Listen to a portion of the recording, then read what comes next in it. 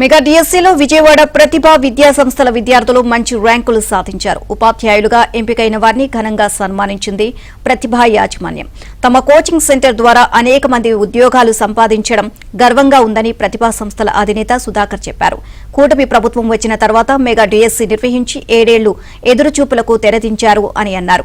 YCP హయాంలో mega DSC పేరుతో మాయమాటలు చెప్పి నిరుద్యోగులను మోసం చేసిందని ఆర్టీసీ చైర్మన్ కొనకళ్ల నారాయణ ఆగ్రహాన్ని వ్యక్తం చేశారు.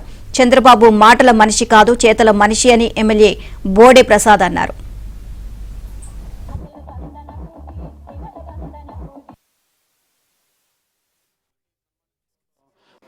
ఏడు సంవత్సరాల తర్వాత రిలీజ్ అయినటువంటి డిఎస్సీ నోటిఫికేషన్లో 16,347 పోస్టుల్లో మా విద్యార్థులు వందలాది మంది ఈ యొక్క ఉపాధ్యాయ ఉద్యోగాలను సాధించినందుకు పురస్కరించుకొని మీ యొక్క విజయోత్సవ సభని విజయవాడ నగరంలో ప్రతిభా సివిల్స్ అకాడమీ గ్రౌండ్స్లో ఘనంగా నిర్వహించుకోవడం జరిగింది.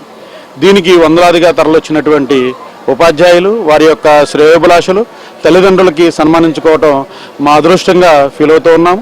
అలానే వారు పడినటువంటి కష్టం, తల్లిదండ్రులు ఇచ్చినటువంటి ప్రోత్సాహం, కుటుంబ సభ్యులు ఇచ్చినటువంటి సహకారంతో వారు ఈ యొక్క ఉద్యోగాలను సాధించినందుకు వారికి నా యొక్క అభినందనలు, శుభాభినందనలు తెలియజేస్తున్నాను.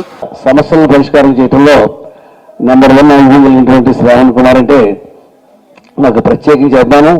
నా బంధువు కూడాను, విడదీయరాని ఆత్మీయ బంధాన్ని ఏర్పాటు చేసుకున్నటువంటి నా బంధువు శ్రావణ్ కుమార్ గారికి మరొకసారి నేను అభినందన తెలియజేస్తున్నాను. ఇందాక గౌడ కార్పొరేషన్ చైర్మన్ గారిని, బహుమూర్తి గారిని పిలవడం సంబోధించడం మర్చిపోయాను. మరి ఈ కార్యం ఇప్పుడు కూడా ప్రతిభ సివిల్స్ అకాడమీ వాళ్ళు ముందు ఐఏఎస్, ఐపీఎస్, ఐఎఫ్ఎస్ సెలక్షన్స్లో కూడా ఈ డిఎస్సీలో ఎలా అయితే విజయం సాధించారో దాంట్లో కూడా వీళ్ళు విజయం సాధించి ఇంతకన్నా ఘనంగా ఆ కార్యక్రమం ఒకసారి ఏర్పాటు చేసి మీ యొక్క ప్రతిభ ఎంత గొప్పగా చాటారో మరి ఇంకొక సమావేశంలో మళ్ళీ మనం కలుద్దామని చెప్తూ మీ దగ్గర సెలవు తీసుకున్నాను. ధన్యవాదాలు.